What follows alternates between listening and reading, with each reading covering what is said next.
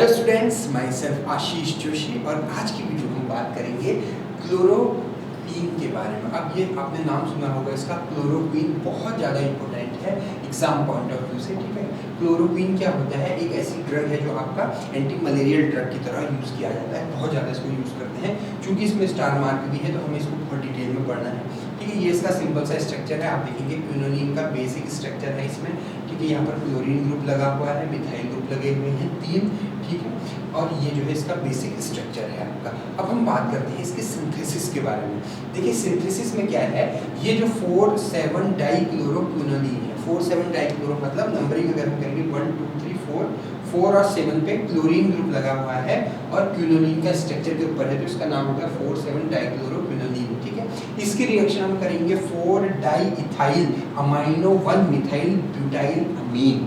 देखिए बहुत टिपिकल लग रहा होगा, कुछ भी नहीं है इसमें। ठीक है, चौथी पोजीशन पे 2 जो है लगे हुए हैं क्या, डाइइथाइल अमाइन ग्रुप लगे हुए हैं। ठीक है, मतलब 2 इथाइल ग्रुप लगे हुए हैं, अमीन ग्रुप लगे हुए हैं।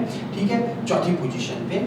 ठीक है, और 1 मिथाइल पहली पोजीशन पे 1 मिथाइल ब्यूटाइल अमीन लगा हुआ है। ठीक है, इसके साथ रिएक्शन करेंगे। अच्छा, इसको याद करने की एक बहुत ही शॉर्ट ट्रिक है, वो ये है कि आप जो है कंपाउंड का नाम याद कर लीजिए, कंपाउंड का स्ट्रक्चर याद कर लीजिए। ये पूरे कंपाउंड का स्ट्रक्चर है। ठीक है, और यहाँ से इसको तोड़ दीजिए और यहाँ पर एक हाइड्रोजन लगा दीजिए। ठीक है, और यहाँ पर जो है Cl लगा दीजिए और HCl निकाल दीजिए। क्या मेरी बात क्लियर हुई आप लोगों को? मैंने बोला आपने क्या करना है, यहाँ से जो है इसको 2 लगा दिए। देखो NH2 है, यही कंपाउंड है पूरा, सेम एज इट इज यही कंपाउंड है। और यहाँ पर Cl है। ठीक है, और HCl निकाल दीजिए, मतलब यहाँ से एक हाइड्रोजन निकल गया, यहाँ से Cl निकल गया, तो ये मर्ज होके यही पूरा कंपाउंड बनेगा। मतलब अगर आपको क्लोरोक्वीन का स्ट्रक्चर याद है तो आप ये पूरा सिंथेसिस बना सकते हो बहुत ही आसानी से।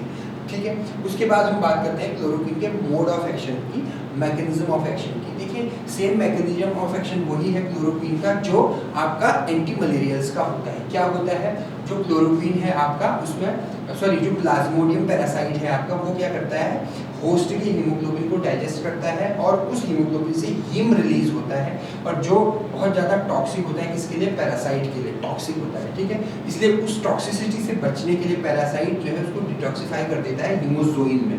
ठीक है, अब क्लोरोक्वीन क्या करता है, जो हीमोग्लोबिन डिटॉक्सिफाई हो गई हीमोजोइन बना रहा है उसको ब्लॉक कर देता है, जिससे जो है हीमोग्लोबिन नहीं, जो फ्री हीम जो है हीमोजोइन में कन्वर्ट हो रहा है।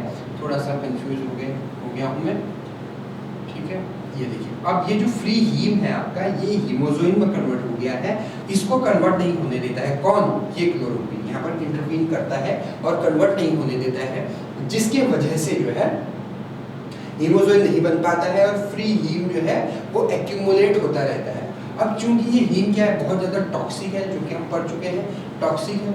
ठीक है, तो ये क्या करता है, एक्यूमुलेट होता रहता है और पैरासाइट की डेथ हो जाती है। ठीक है, ये सिंपल सा इसका क्लोरोक्वीन का स्ट्रक्चर है, मोड ऑफ एक्शन है। अब नेक्स्ट ड्रग है आपकी पामाक्विन। ठीक है, पामाक्विन क्या है आपका, ये इसका सिंपल सा स्ट्रक्चर है। ठीक है, यहाँ पर Cl था, मतलब ज़्यादा डिफरेंस नहीं है। अगर आप क्लोरोक्वीन और पामाक्विन का स्ट्रक्चर देखेंगे, ठीक है, तो बहुत ज़्यादा डिफरेंस नहीं है। सिर्फ एक ही डिफरेंस है कि यहाँ पर जो है OCH3 मतलब मिथॉक्सी ग्रुप यहाँ पर प्रेजेंट है। ठीक है, नेक्स्ट हम बात करते हैं इसके सिंथेसिस के बारे में। ठीक है, अब इसकी सिंथेसिस भी सेम वैसी ही है, हमें ब्रेक करना है, HBr निकालना है। कहाँ से निकालना है HBr, ये कंपाउंड है आपका सिंपल सा, यहाँ से एक हाइड्रोजन निकलेगा, यहाँ से एक Br निकलेगा और ये पूरा मर्ज हो जाएगा 8 अमाइनो 6 मिथॉक्सी क्विनिन।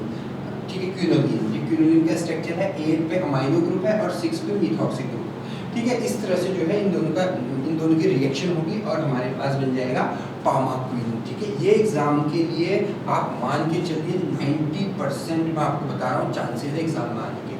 ठीक है, एंटी मलेरियल टॉपिक अपने आप में बहुत ही ज़्यादा इंपॉर्टेंट टॉपिक है, वो आप थोड़ा सा ध्यान रखिएगा। अब इसके हम मैकेनिज्म ऑफ एक्शन की बात करें, देखिए इसका मैकेनिज्म ऑफ एक्शन थोड़ा सा अलग है और क्विनोलिन्स के मैकेनिज्म ऑफ एक्शन से। ये क्या करता है, ये रिडॉक्स साइक्लिंग में जाता है, रिडॉक्स बना देता है। ठीक है, जिससे क्या होता है आपका, इसको हम बोलते हैं redox oxygen species, ROS।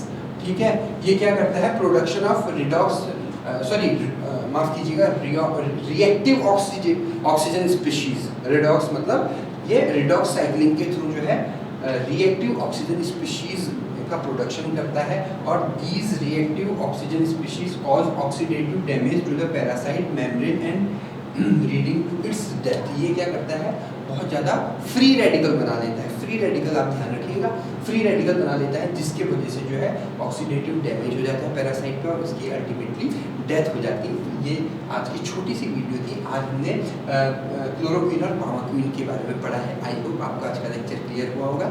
Thank you so much.